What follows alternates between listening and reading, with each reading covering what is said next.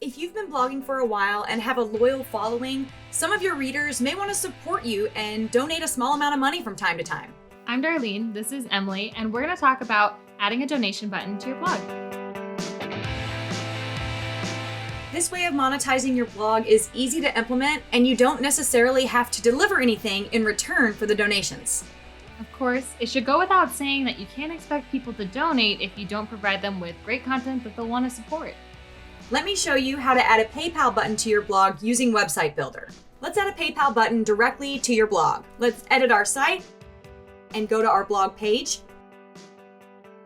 Now let's add a new section to our blog. Select the PayPal button from the list of sections. There are different layout options. Choose the one you like and click Add. You can see the new section added in the preview window. At this point, you can edit how this section looks using the pane on the right. You can edit the headline, description, and organization name. You can update your background image. I'm going to leave mine as the default for now. The last thing to do is update the PayPal settings. If you don't have a PayPal account, you can click the link to create one. If you do, you can add your PayPal email address. You can change the name of the button if you want.